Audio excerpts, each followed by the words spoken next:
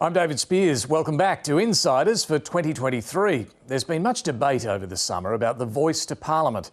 Letters back and forth between the leaders, a no campaign grabbing attention, a yes campaign promising to step up activity soon. But essentially there's been little change in the political stalemate on this. Here's where we're at.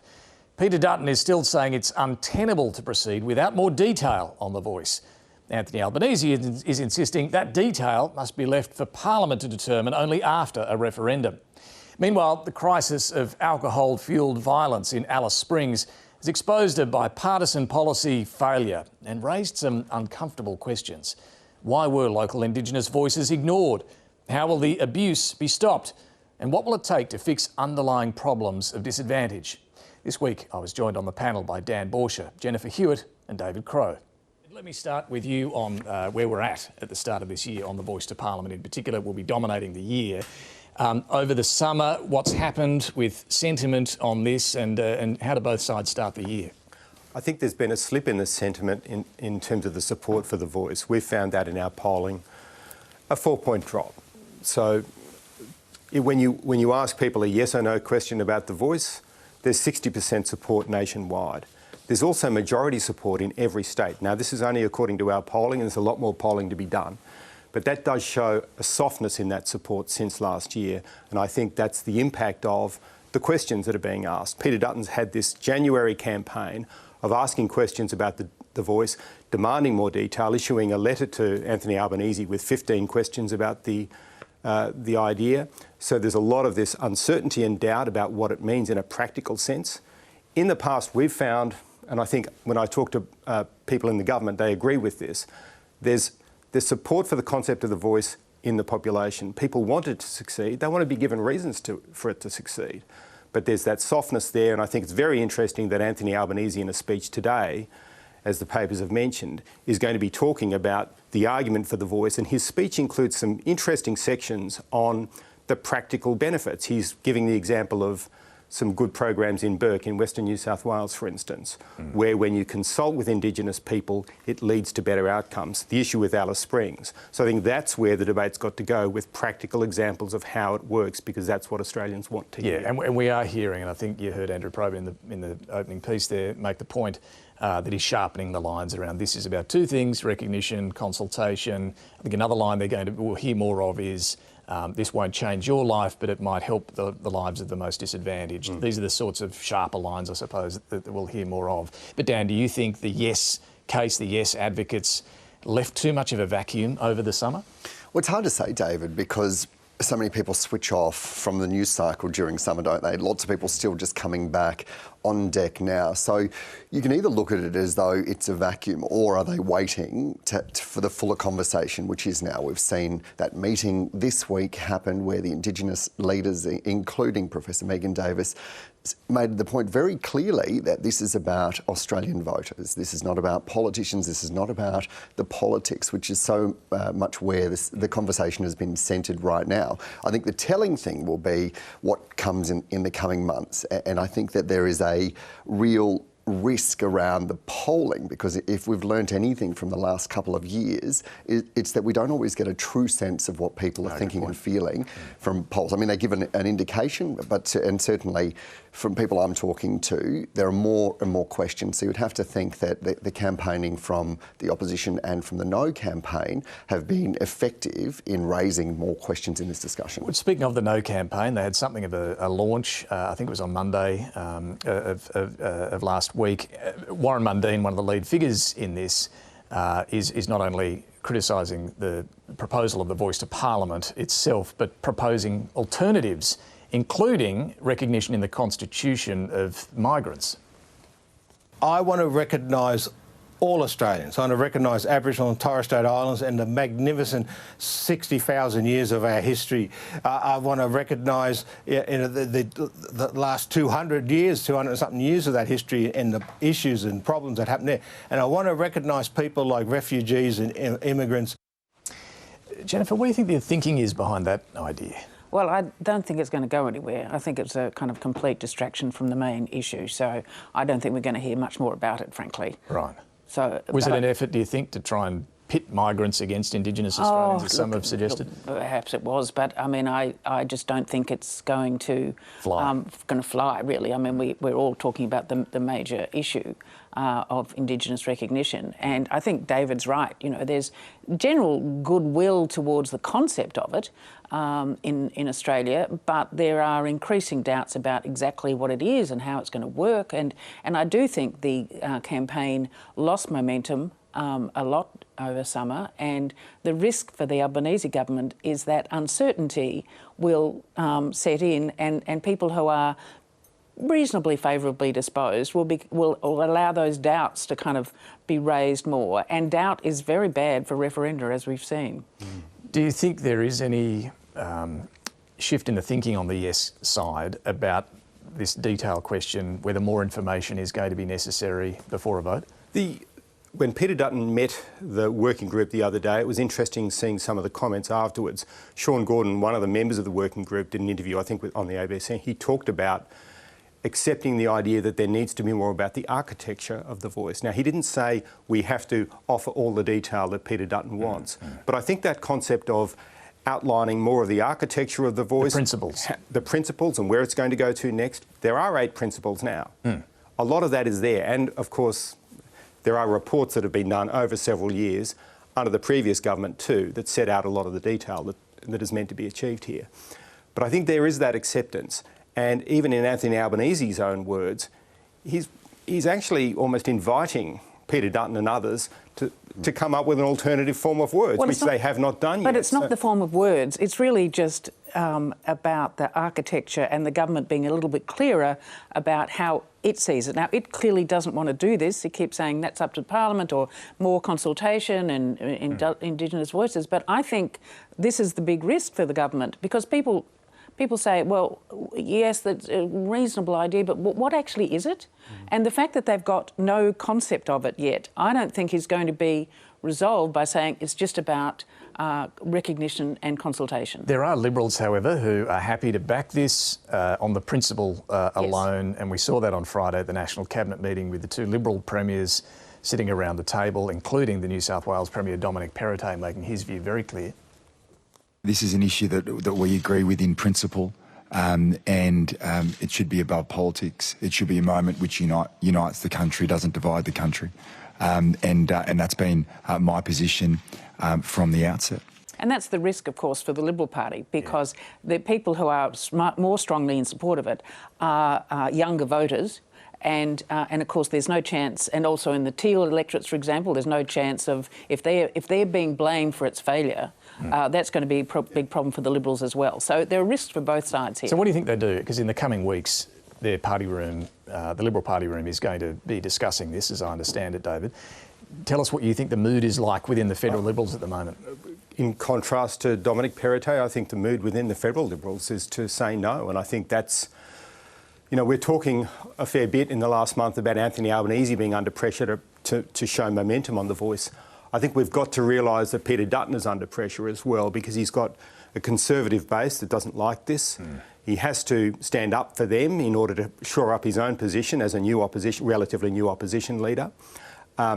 If he was pro-voice, I think that would cause immense trouble for him as leader, and that reflects the base and I think the view of the coalition party room, and I think all the signs are that in the end they would say no to the voice in the current form that it's being proposed. But he could end up being, if he says no, and I agree, most expect that he will, he could end up being on the wrong side of the very voters that he needs to win back. Exactly, and I think that's why you're looking at, and you know, yes, there's downside for an Anthony Albanese if the voice is defeated, but look at it from in terms of Peter Dutton's future. If it's lost, is that really an outcome that helps him regain the middle ground, make the Liberals a viable force at the next election and succeed? The Teal seats, the Teal MPs support the voice, and if the voice gets up, Peter Dutton's on the wrong side of that question. It's a big victory for Anthony Albanese. There's a long way to go. There'd be questions about Peter Dutton's future. Well, that's interesting. You look at the timeline here. We're looking most likely at October, November, or the first couple of weeks of December when this referendum will be held. So there's a long way to go in all of this. One thing we're also going to see is civil society, church groups, the big sporting bodies, the AFL and NRL, and and a lot of big corporates as well, Jennifer, who are all supporting the Voice. What's that likely to mean, do you think, over the course of this year? What will we see from them? Oh, well, I do think that will help the Voice and people's acceptance of it.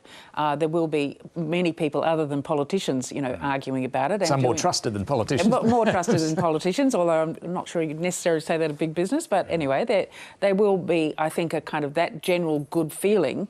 But I still don't think it gets away from the idea that people will still say, yeah, but exactly what are we voting for? And although they don't need to be told exactly, I think they do, to David's point, need to have a bit more of an idea of what the architecture is likely to be. Not to have every single detail, and certainly not to be even be put in the referendum, but a clear idea of what the government's thinking of this. This is the challenge, isn't it? It is how much does the government outline beforehand that won't be weaponised, compared to giving all the details and then seeing what happened in 1999, where every piece of information that comes out is weaponised as part of that election process. The other challenge here, of course, is that if detail is put out now and we go to the ballot box and vote in a referendum, does that lock down the detail that we thought we were voting for? So if it said that there will be this amount of people and this is how it will work, when we go to the vote, does that stop any other government in the future changing that? Because, well, hold on, there'd be the argument that that's what we were voting for.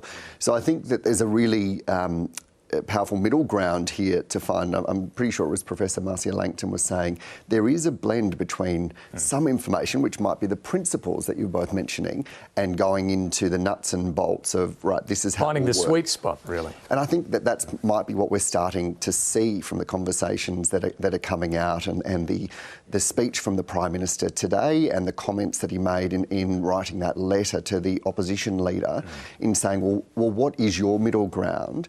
It seems to me as though there is an opening there, and even Megan Davis saying, and the other leaders saying, well, to the opposition leader, come back and have these conversations with us. And this is all about having a national conversation, isn't it? That this is really crucial when you're having a referendum. Well, let's continue with that. Time to talk to our guest, Professor Megan Davis, to take us there. Here was the opposition leader, Peter Dutton, after his meeting with the referendum working group. I'd asked 15 pretty basic questions, which are the questions people are asking me, and we haven't got a response on that yet. So it's obviously a political strategy by the PM not to put that detail out, but I think the pressure continues for him to put it out so that people can make an informed decision. Professor Megan Davis, welcome to the program.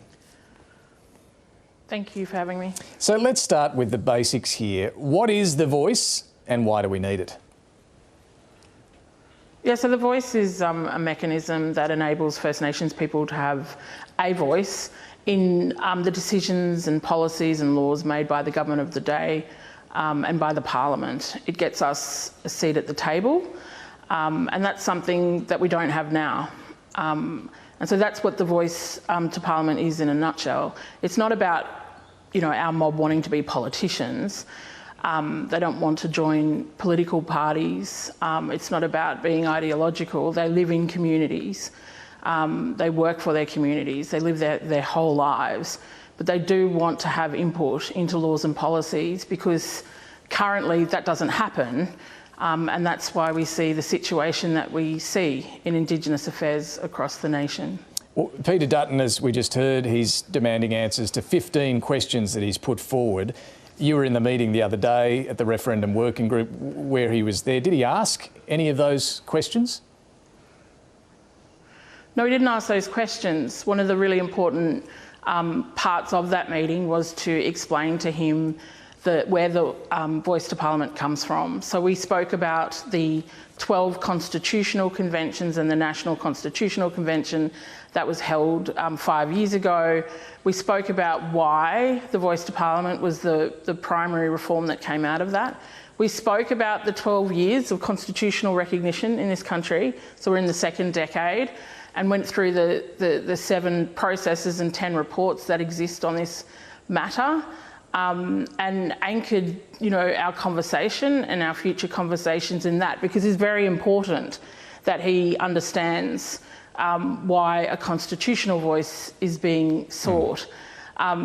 He might ask those questions at the next meeting, but it's important to keep in mind that the operating manual of the Voice is substantially done by the ordinary course of Parliament, and that is to say the referendum unlocks the door for our democratically elected representatives to start the process of supervising the legislation or the bill for that voice. Yeah, no, I understand why you'd want to bring him up to speed on the process involved to date.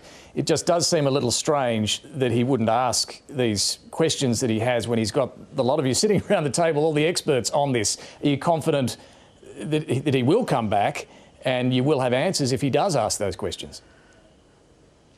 Well, he committed to future meetings. And there's, only so far we can go in terms of those questions. I mean, we can't tell you the address or location of the building of what the voice will be or what the business cards will look like. We can tell only so much in terms of those questions because, of course, if the voice is successful, what happens in Australian democracy is there is a process that follows, and the inference from a successful voice referendum is that First Nations communities will have some say, or a very large say, in what that voice looks like and the contours of this voice. So we can't lock down prior to a referendum some of those really substantive questions because you need input from the communities who are advocating for the voice. It's really critical for the voice to succeed, have legitimacy and be durable, that communities contribute to that. So there's only so much detail that we can put forward before a referendum, and that will be done. That is the purpose of the 3 committees that have been working since September, who release communiques with information, who will have information ready for when the referendum bill is stood up. That process has been in train for some time. So to be clear, the 15 questions he has, not all of them will or even can be answered before the referendum. Well, some might be able to, but the rest need to be answered by First Nations people contributing to the design of the voice. And I think most Australians would find that logical and fair. That's how Australian democracy functions. And then from that input of communities, it will enter a normal parliamentary committee process.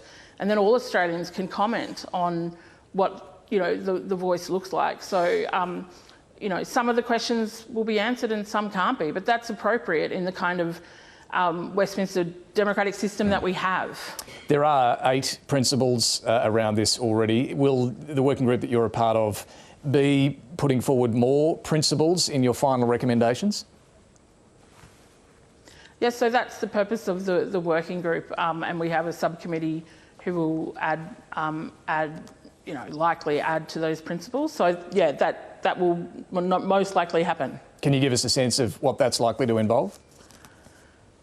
Well, it'll be additional detail, so that, as I said, there's a, and I think your panel's already spoken about it. There's a tipping point in which there's too much detail, or, as Dan correctly said, there is a risk of the nation voting on a particular model, Model A, Model B, and then potentially locking in that in a way that doesn't allow us to benefit from the agility of the Parliament to change that legislation when we need. I mean, what we need in 2023 may not be what we need in 2053. And so that's one of the important things about the deferral of the detail to the Parliament, is that you have that possibility to change the legislation. So we will be putting more detail up. There is detail available.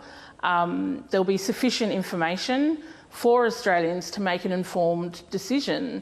The people on this committee are, First Nations peoples on all 2 committees actually, who work in Indigenous affairs, have devoted their lives to Indigenous affairs. It's very important to us that Australians are fully informed on this vote.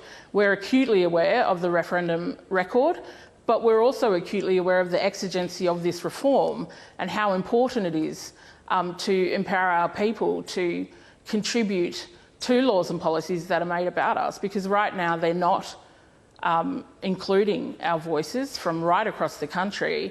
And in a couple of weeks, David, you're going to see another Closing the Gap report that tells us that we're not closing the gap, and in fact going backwards in some respects, and all Australians can see that something has to change. This is not like the 1999 Republic referendum where they said it ain't broke, don't fix it. All Australians can see that the status quo isn't working, that something is broken and it needs to be fixed. You know, we're not going to be in these committees not coming out with the amount of, or the threshold of information that Australians need to be able to make that yes vote. I think a few minutes ago you referenced the Uluru Dialogues and called them constitutional conventions. You've heard the Shadow Minister, Julian Leeser, demanding constitutional conventions before we have a referendum. Are you saying that's already happened? Absolutely, it's happened. So we know in the history of referendums that conventions aren't the orthodox way of doing referendums. Having said that, there are some periods in Australian history where we have had conventions. But if you look in the Referendum Council report, they're referred to as constitutional conventions and a national constitutional convention. That process has happened. That happened after about 7 years in which this recognition process has been in train. And as I said, this is the second decade, the 12th year of constitutional recognition. So it hasn't just come out of nowhere. There were really important deliberative constitutional conventions that were framed on, Australian-based conventions and overseas conventions. So that work has been done. And the Uluru Statement from the Heart is the offer on the table. What is meaningful recognition to you is what was asked of the grassroots communities in the regions, and they said they wanted a more active role in the democratic decision-making of the Australian state.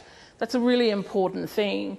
And so those conventions have been done, the offer is there, and we're moving to a referendum, and we'll see, we think Australians will accept this.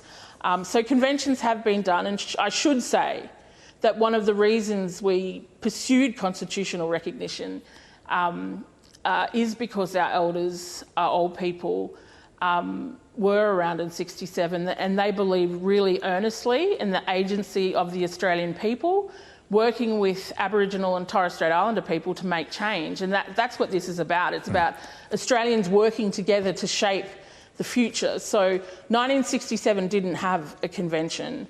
And so the conventions have been done, and now we will move to a referendum. When you are talking about more detail or more principles coming, one of the main elements of the report that was done by Marcia Langton and Tom Calmer that's often referenced in this was for local and regional voices.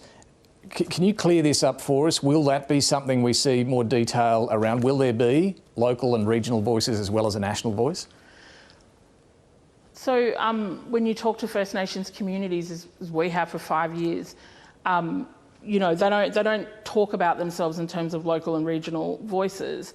The Langton-Calmer report is really, really important, and that framework is important, but it's people don't think about or talk about the national voice in a way that they distinguish local, regional, national voices. The voice to Parliament isn't going to be a top-down mechanism. It's going to be drawn from communities, and whether they call themselves, grassroots communities, local communities, regional communities. I made this point to Lisa and Dutton in the meeting.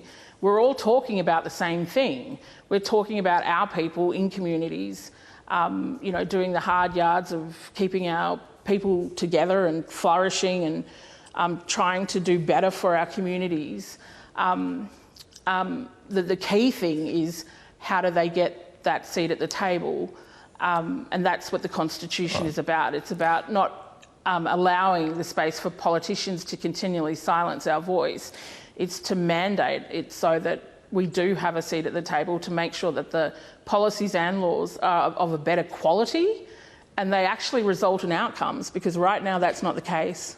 Well, I want to come to that. One of the other concerns here when it comes to how much might end up before the High Court if this referendum succeeds is that the proposal is for a voice to Parliament and executive government. The concern being that actions of government would therefore be litigated in the High Court if advice from the voice had not been sought. Why does it need to be a voice to both Parliament and executive government? Well, it always has been. I mean, if you go back to the referendum, council dialogues and the report, Our people have always spoken about the Parliament and the Executive together. So the Parliament is an obvious point. The Executive is because it's the bureaucracy that drives policy in our space. They're the decision makers predominantly in the space. And if we don't have a voice to the bureaucracy, then we're going to have the status quo, which is public servants making decisions about us from Canberra, from regional areas, and not really understanding communities themselves. So that's not a legally fraught issue. Our constitutional expert group has dealt with that, and that will be released in due time. As you know, the detail is arriving, and this information will be arriving within the month. And Bob French made the statement yesterday. This is the former High Court Chief Justice. And an op-ed. Former Chief Justice of the Australian High Court, or High Court of Australia, who said that it won't be an issue. So, I mean, but will government departments? I think at the end of the day. Sorry, I was going to say, will governments be required to consider the voice? So they're required to listen, hear, and consider the voice. Yes, but there's no entity in the nation that can veto the work of the Australian Parliament, so they have to take it into account. They do. But, you know, they don't have to change the law or policy that they're working on. The really big factor here, David, is that it's the legitimacy of the voice that's given its power by Australians working together to say to the Parliament and to the government of the day, we say that you should have a norm of consultation with First Nations people when you do things about them.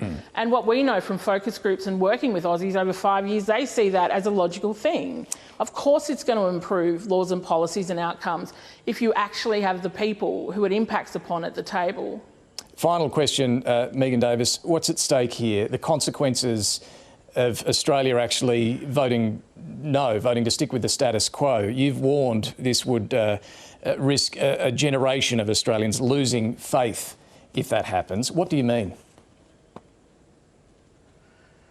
I think in those comments that I made a few years ago, I was talking about how our First Nations peoples had participated in this process in the faith that the Constitution can change and that Australian democracy can listen to what it is they say, despite all of the evidence to the contrary. And that's what that comment was about the downstream risks of people who already have little faith in the rule of law and Australian legal and political, the Australian legal and political system. But we don't look at it that way. I mean, the way we see it is this is an opportunity for all Australians to shape the future. That's what this is about. We're only focused on the yes. We've always only been focused on the yes. We've spent 5 years fighting for reform where straight off the bat a Prime Minister said no to us. We were disappointed and we woke up the next day and thought to ourselves, let's just turn every no into a yes. So every time a Prime Minister has said no, every time a Minister has said no, we've just taken it as a yes and kept working. So we're not looking at any negative consequences of a no vote because it's going to be a yes vote. We believe absolutely, because this has been half a decade since Uluru, in the agency of the Australian people and that the Australian people they do get this reform. They understand the importance of having a voice at the table, and they also understand that nothing has worked until now. They can see that the status quo doesn't work. So doing nothing isn't an option here. And we believe that working together with all Australians is going to be a tremendous moment when we're able to alter the Constitution to open up this future for all Australians. Professor Megan Davis, we'll have to leave it there. Thanks for joining us. Thanks for having me. All right, well, let's get back to our panel. We're joined once again by David Crowe, Jennifer Hewitt, Dan Borscher. Let's just pick up quickly on what we heard there. Dan, Megan Davis making it clear there will be more information coming, and presumably coming pretty soon, because their working group report is due by the end of the month. Yeah, and not wanting to preempt all of those conversations, but also highlighting there that there is, I think that the tipping point is the term that Megan Davis used around what sort of information is put forward and what is chosen not to be, but also making some really strong points there about constitutional conventions not being used in all instances in the past, and that there are different mechanisms that have been used here reflective of Indigenous voices on the ground, which is exactly what has driven this whole process to now. There has been a lot of consultation over the years leading up to this point, but Jennifer, what did you make of that? It almost sounds like there is still an appeal there for Peter Dutton to come back, ask the questions he has, a suggestion that there will be some more information, but clearly not all of the answers to the questions he's posing. Yeah, I think what Megan Davis was talking about in terms of saying there'll be more information is still not going to satisfy the people who are either uncertain or passionately opposed. The people who are passionately opposed are never going to be convinced. No, there's never going to be enough. But I think that they're a minority so far. But I think still that the idea that you can get, some more detail about the wording of the Constitution, of the referendum question, isn't really what people are talking about. No. So I think it's going to be a very difficult path to kind of be able to satisfy that.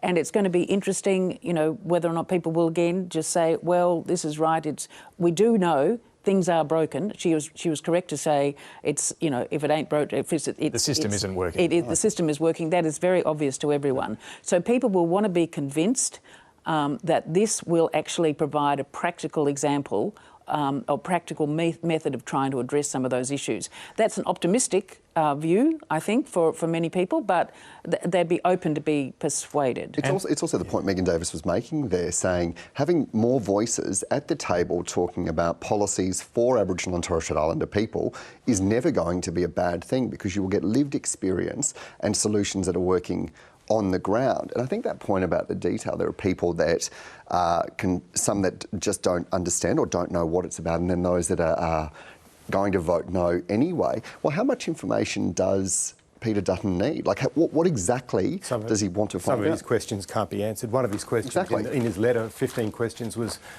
what's the definition of Aboriginality going to be for members of The Voice? I mean, that's, so why did he ask you don't that? expect that before you well, just on that, I mean, governments for years referendum on a principle. Governments for years have managed to define Aboriginality for all sorts of programs. There's plenty. And there's an accepted 3-point test that is used. We should mention what Robert French said. I mean, it was mentioned there in passing, but he said there is little or no scope for constitutional litigation arising from the words of the proposed amendment. Little or no scope for constitutional litigation.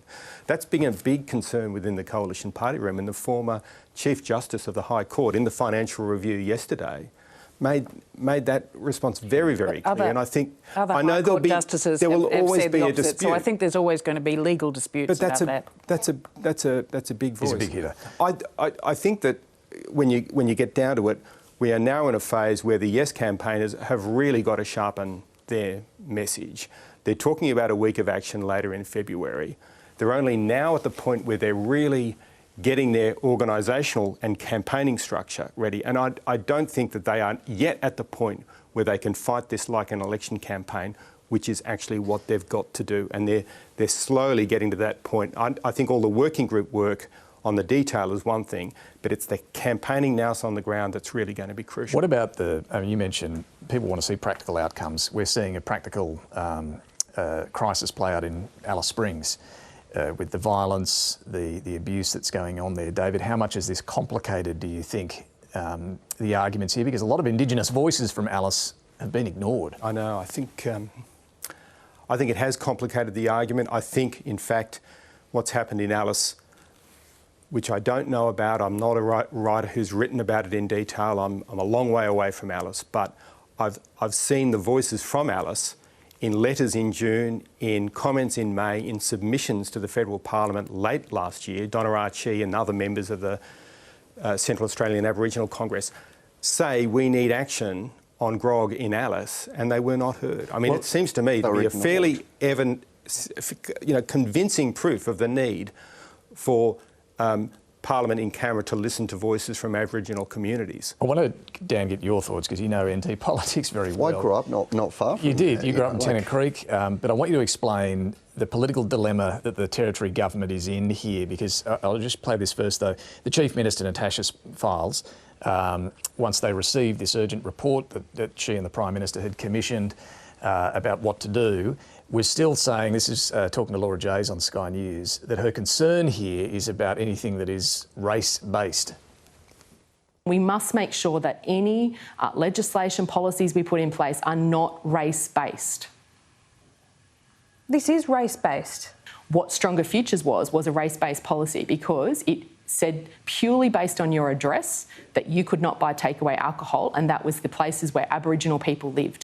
So she's saying that Stronger Futures was race-based. That was a Gillard government a policy that expired in July of last year. But from what I understand, the Territory government is now considering, the Cabinet will consider in the coming days, basically returning to similar alcohol bans with an opt-out if you have an alcohol management plan and the community has some vote or some say in doing so. What's the conundrum they're in here as they approach this? Well, I think it's what is the bigger solution. So alcohol bans in and of themselves are not the panacea here. That's why there is this situation now off the back of what's happened in the past. And we know that there have been decades of failed social policy and programs that haven't worked. And you could argue that that's because Aboriginal and Torres Strait Islander people on the ground have not been listened to. As David was mentioning, there have been a litany of leaders saying these are the measures that want. Just yesterday, we saw the head of ED at the Alice Springs Hospital write a really impassioned post on Facebook saying we've got to get over the politics of grog. It's not just about that. Sure, no, it's not. And the Prime Minister will take to his Cabinet measures to do with infrastructure, housing, service delivery, all of those things that have been underdone. And there's blame to go around both sides of politics and both levels of government here for years on this. And the Natasha Files argument is it can't be race-based, it's very complicated. But she's taken 7 months to figure out what to do about it. I mean, it's just, it's damning about the Northern Territory government, which is primarily responsible for community safety in that town. But it's not just the Northern Territory government. I mean, if you look at across towns in Western Australia, for example, you've got many of the same issues. And people like the Labor Senator Marion Scrimgeour, and as well as Jacinta Price from the Liberal National Party, have been talking about the fact that modern Australia tends to just ignore these things until there's a sudden crisis that erupts. But there is actually widespread domestic violence that keeps on happening that is completely unacceptable. And yes, of course it's correct to say we've had all these failed policies and we need to address these things. This has been tried and failing for many, many years. 200 years. But the idea that you can just say, oh, that we can ignore alcohol bans. No, I don't think any... that's not the answer or not the panacea. Well, of course it's not. I don't think anyone is saying ignore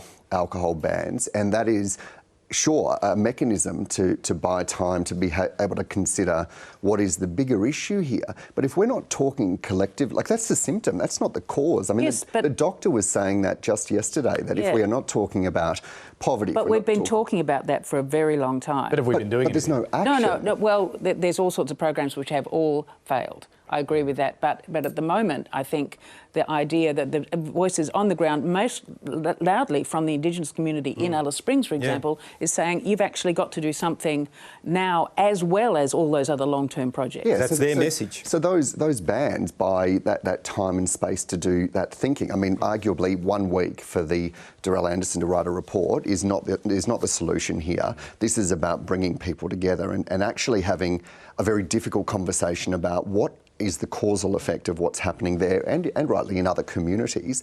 And it goes to disconnection, about disenfranchisement, about jobs, housing, racism, structural inequity. There is a litany of issues, and we talk about alcohol as though it is the only thing happening here, and then we don't actually get into the difficult conversation that we need to have. Needs to be a combination, and of course, it's going to need more than just a knee-jerk, a quick response. It will take some time if these are to be seriously resolved, these issues. Let's turn to health reform, because this is another top priority for the government to fix.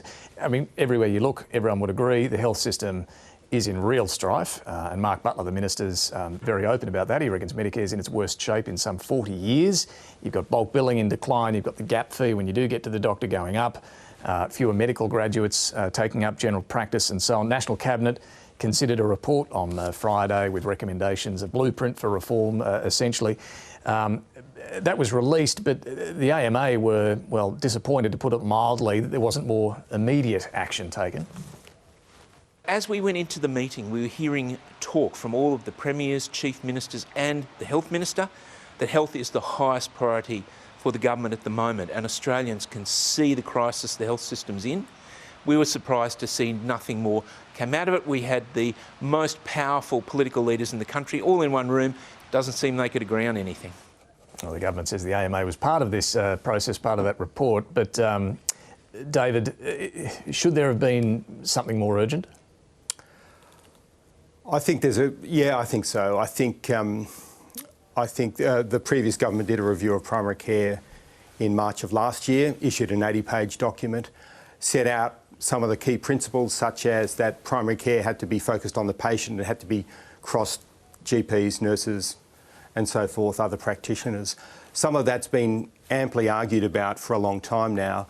The document that came out on Friday was 12 pages, and that included lots of big pictures and some empty space. So it was pretty light, but I think it's pretty clear that where we're going is further debate on what needs to be done. This blended funding conversation, approach, changing the way we fund doctors and allied health workers. That is complicated to work out how you do that. And ultimately it means that the GPs of Australia who are complaining about being overworked have to accept that nurses might be doing more, pharmacists might be doing more by prescribing drugs that might in the past only have been prescribed by a GP. There's got to be some acceptance of this wider team, and it's not just about the GP. Now, that is a difficult thing to do. The AMA is totally opposed to the idea of pharmacists prescribing, and that's why I see a trade-off here. GPs will have to accept some reform to primary care. But will they also get a bit of extra money from the government themselves? We have to have a pathway towards extra money for GPs. The Medicare rebates being increased so that there's more funding going into the system. Well, and that takes us to the May budget. Yeah, because it all costs money, right? But Mark Butler is clearly hinting that there is going to be an increase in the rebate for GPs. We'll find out in May. But this goes to why bulk billing has declined, why the gap fees to visit the doctor have been going up. Here he was. Affordability is a clear challenge, and of course, as a Labor government, we're considering a whole range of options about the Medicare rebate as well as all of these reforms. Yeah, so Jennifer, they've got to find some money to do any of these things. They've definitely committed some. Money. Well, they've committed $750 million, I think, over 3 years. That's really not going to be anywhere near enough. But in terms of saying that there are question about pharmacists doing more prescriptions, which of course suits the Pharmacy Guild as well, I don't think there's any doubt that if pharmacists did that, the cost of the PBS would also kind of go up pretty sharply too. So there's always going to be an issue about money, and in the end, I think the Commonwealth Government will be ending up spending a lot more. On the economy, the Reserve Bank on Tuesday is almost certain to lift interest rates again. We know we've still got energy price increases flowing through. Got a lot of people coming off their fixed mortgages this year as well, something like 600,000 it's estimated. So cost of living is going to be another great challenge for the government this year. And Dan, the opposition will be absolutely trying to put the heat on the Albanese government over this. Oh, certainly will. And it's a compounding effect, isn't it? There was one report out this week that said if you've got a mortgage of about $1 million and your interest rate that was locked at around 2% goes up to what it's at now, or as it will go up, that's another 40, 50 grand per year, and I'm not sure where anyone will be able to find that from. But also, of course, everything that we're seeing right now didn't start in May last year. Yes, things have happened in that time, but this is about bigger. This is about our structures, isn't it, around the mechanisms that are in place and a whole range of levers, and things are going to get very tough this year. What can the government do on cost of living now? Well, I think they're more kind of long-term issues, and in the immediate future, what it's going to mean is that the people are going to be screaming even louder, because you've not just got interest rates that are going to continue to go up, you're going to have power prices that are continuing to go up, and everybody's just hoping that the worst of the inflation has gone, but there's no guarantees of that. But the point is, there's no way that wages can keep up with that unless you just want to lock in more inflation. So I think there's going to be a lot of fast talking by the government and saying we are doing things, it'll just take time. The Treasurer, meanwhile, David, over the summer wrote an essay for the monthly magazine where he's laid out some thoughts around civilising capitalism or values-based capitalism. Values-based capitalism. Yeah, what was the title of the essay? Capitalism After the Crises. A 6,000-word essay. I think 60,000 pieces have been written about it since then, including one of your own. It was terrific, by the way. What was he trying to do here, Jim Chalmers? I think position himself as an advocate for reform, and I think that's challenging because it raises expectations. If you believe in values-based capitalism, then you believe, or people will go to you and say, well, you obviously believe in increasing job seeker in the May budget. You clearly believe in values-based capitalism and fairness and equity, so you've got to amend the stage 3 tax cuts and chop off the bit that goes to the very wealthiest people. So I think he's sending some signals about policy on a range of fronts, but only signals. And he copped a shellacking because a lot of people misrepresented what he was saying, let's face it. He wasn't saying he's against the free market. Yeah. He's not a communist. Let's all calm down. It was a thoughtful essay, I thought, sending some signals, but it wasn't policy prescriptive. But it was so vague, many of the things, that anybody could read whatever they wanted into it. And in some senses, he was taking that kind of global mood, really, for more government intervention. But good intentions. I mean, business has got good intentions. His speech was not unlike what you'd see, or his essay was not unlike what you'd see in many kind of corporate reports. That's interesting. Really. Yeah. But the question, of course, is exactly how you deliver that. And the criticism was he didn't talk about the tax reform or the productivity increases or how those. You'll get plenty of questions about that leading up to the budget. I think so. Plenty of time to address that. Our panel, Dan Borscher, Jennifer Hewitt and David Crowe, will be back shortly with some final observations. Time now for Mike Bowers and Talking Pictures.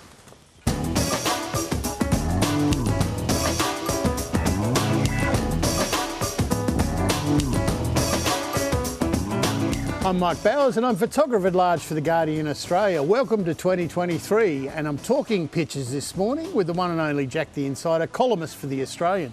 Warm welcome back, mate. Happy New Year to you, Mike. Jack, economics can be pretty boring, but the Reserve Bank certainly wants nobody to lose interest, do they? Well, there'll be quite a lot of interest. Just guess what? More pain. Yeah, quite a lot before holders. August. Alan Moyer, the tour de RBA on what I would call a vicious cycle. Yes, it is a vicious cycle. Inflation, interest rates. Inflation goes up, interest rates try to bring it all back, and then inflation goes again, and then interest rates go all over it again. Lovely cartoon from Alan Moyer. Matt Golding, the beatings will continue until morale improves. Yes, Mr Lowe, the rate rises are starting to have an effect as the poor old mortgage holder here is torn in two. So that could mean the double mortgage payments, yeah. This is the case of thank you, sir, may I have another? I'm starting to see your method as old school, as Lowe's got the rate rise ruler. Yes, that is Lowe, not elbow. It does look a little elbowish, but it is in fact the Reserve Bank governor. You know it's serious when the shorts come down. I can feel the sting. A beautiful David Rowe, Jim Chalmers in the Hall of Treasurers as he's chipping away at his legacy here, I think. Yes, he's going to bring us new capitalism, but he's not quite sure what it's going to look like.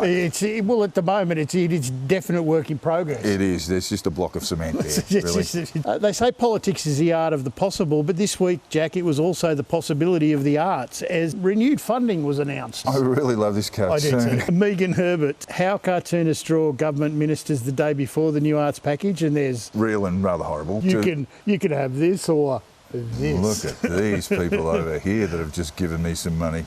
Not yet. Yeah, well, not yet. The detail is in the budget. Albo's looking particularly handsome, I think. Doesn't he look good there? And Jim.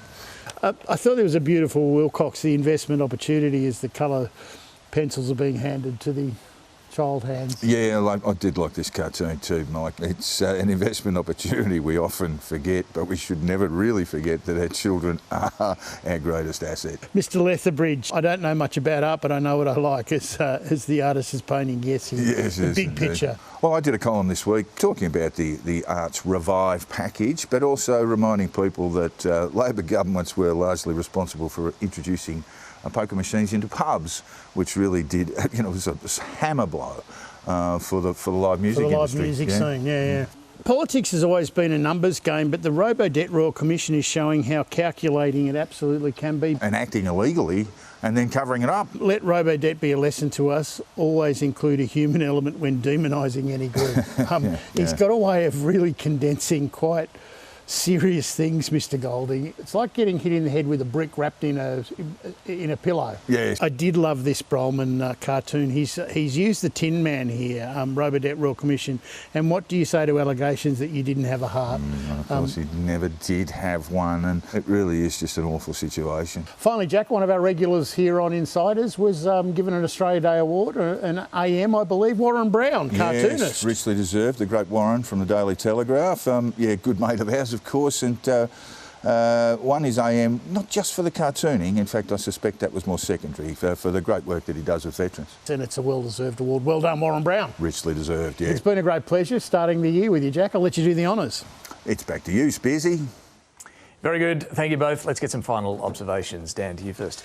Look, I think it's a robo-debt this week, and it has exposed just how horrific that illegal scheme was and the impact that it had on people, and also using people's information to vilify them in the media, I think was just disgusting.